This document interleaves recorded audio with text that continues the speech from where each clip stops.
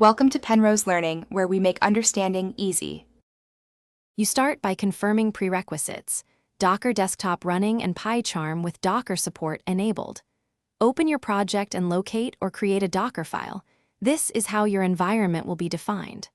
Once done, open Pycharm settings, add a Docker configuration pointing to the local daemon or TCP socket, and test the connection.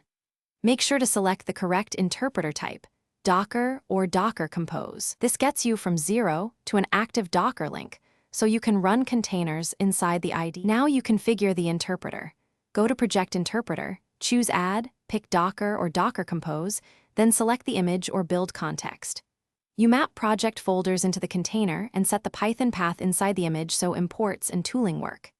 After that, build the image from your Docker file or pull a published image. Monitor build logs to catch missing packages.